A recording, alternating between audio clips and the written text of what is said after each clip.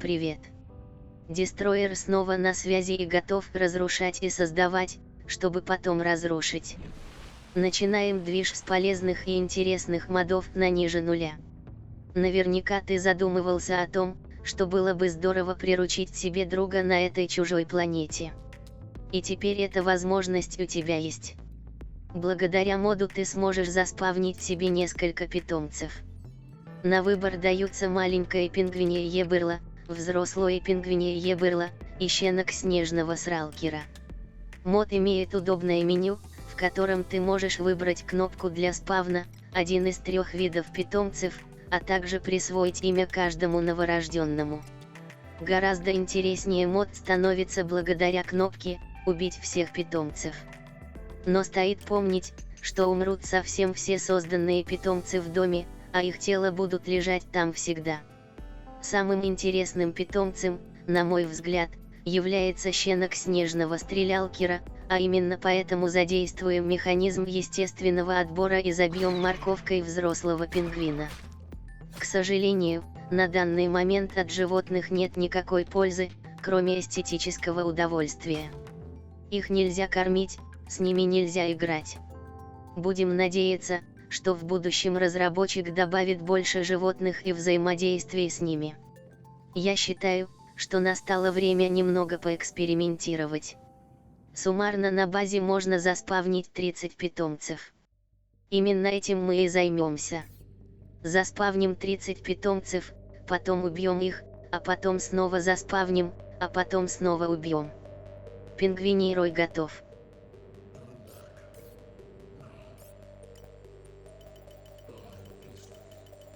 Мы задестроили их всех.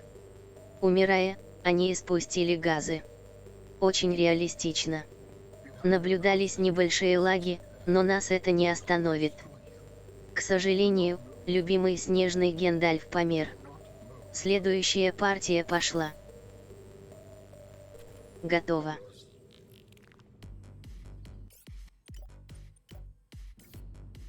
Интересно, сколько трупов смогла бы выдержать база. Вот только у меня уже начались проблемы с хождением по комнате. Ставь лайк и пиши коммент, если хочешь посмотреть эксперимент по массовому истреблению пингвинов. Следующая партия была финальной, поскольку я уже даже до двери добраться не мог. Кстати, умерший сталкер заебался быть мертвым и решил немного вздремнуть. Выйти из базы я смог только через суицид. Кто говорил, что суицид не выход? Шах и мат. Теперь в океане красуется вот такое пингвинье захоронение. На этом прелести модов не заканчиваются. Нам ведь правда хочется внести немного реализма в игру. Поэтому долой всех этих охуевших рыб, которые могут дышать моим личным надводным воздухом. Мод заставит рыб умирать вне воды, ибо нехуй. Мы можем настроить время, через которое рыба будет погибать. Я выставил 3 минуты и собираюсь проверить мод в действии. Я поймал свежую рыбу, она даже моргает у нас в руке. Стой, сука. Лучше подержу ее 3 минуты в руке. Время прошло. Она все так же катается по льду, но вот уже не моргает. Сработало. Рыбец мертв. А следующий мод привнесет в игру нечто полезное, но и в то же время читерское. А именно карту.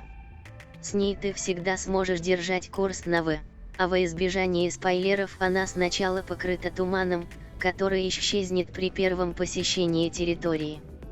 Карта имеет несколько режимов отображения. Первый топографический. Показывает нам обычный рельеф. Второй режим биомы. Каждый биом выделяется собственным цветом. И последний режим детальная карта. Вот тут мы и можем наловиться спойлеров относительно всех полезных сюжетных находок прямо в самом начале игры. Однако, если вам не дает покоя мысль, а вдруг вы что-то упустили в просторах океана, то режим крайне полезный. Также карта будет отображать вашу капсулу, вашу базу, транспорт и прочие имеющиеся маячки. А следующий мод понравится тем, кто душит удава на статистику. Мод соберет информацию о куче ваших действий и даст вам подробнейшую статистику как по активному миру, так и глобально по всем вашим сохранениям. Из мода вы сможете узнать, как давно приземлились на планету, сколько времени шли пешком, сколько времени плыли, когда упадут цены на видеокарты и почему рифоспиннеры чертовы хипстеры.